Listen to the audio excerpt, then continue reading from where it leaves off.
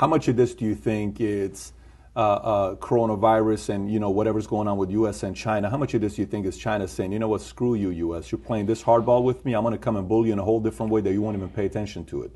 How much credibility do you give to that? 5%? 1%? I'm not going to answer that question, but I am going to answer the question in a different way. Because I'm Christian at heart and I like to think that nobody would want to kill people. I will say this much, and if you're listening, write it down.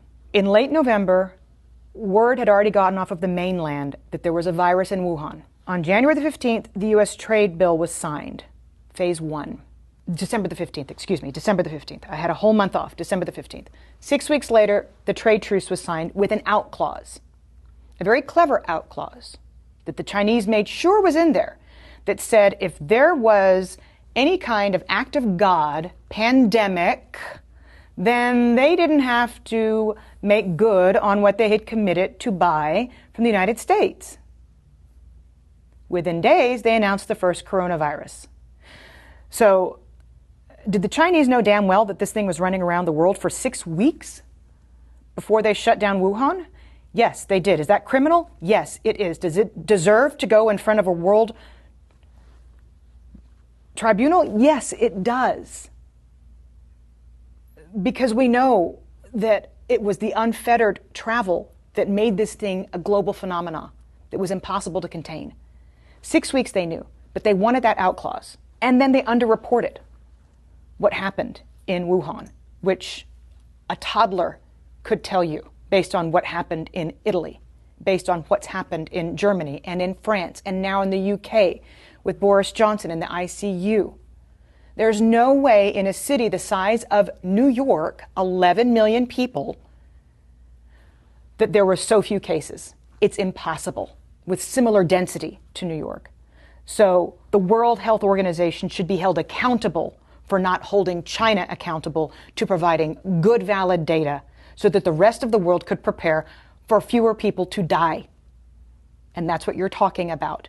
To me, these are equivalents to acts of war on the part of China. And then, equally, whether you're talking about NPR or Fox News, most major media outlets on both sides of the aisle came out and reassured the United States that it was just the flu. Within 24 hours of South Korea's first case being reported, the United States' first case was reported. And what we did was dither. We sat on it for 6 weeks and tried to reassure the public that nothing was happening. Somebody should be held accountable for that, because somebody in the United States intelligence community has to have known what was truly going on in Wuhan.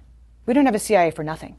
And yet we told Americans for 6 weeks, while South Korea was testing everybody and shutting the country down, that it was just going to be the flu.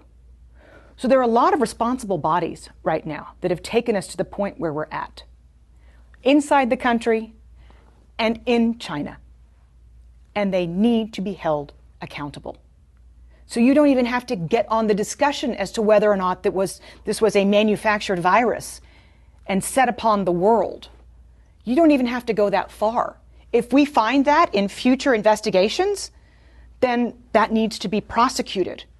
But if we just ascertain what is known and a known hushed up secret that the Chinese knew for 6 weeks about the virus before saying anything on the global stage to get a trade deal signed, somebody needs to look into that, because countless lives have been lost as a result.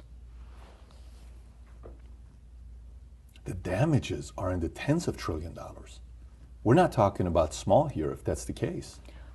No, we're not. And we're talking about people losing their family members, and we're talking about we're talking about suicides in the future, we're talking about economic hardship. All of this could have been mitigated had China been honest and had the World Health Organization made China accountable.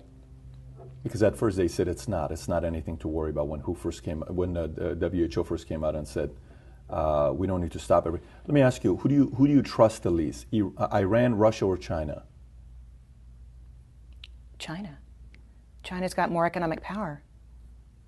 Because of that, or because they don't have a free press and because we can't really know what the hell is going on over there? Well, that's just a kicker, but you don't really know what's going on in Iran either. You had global satellite images in Iran showing mass graves.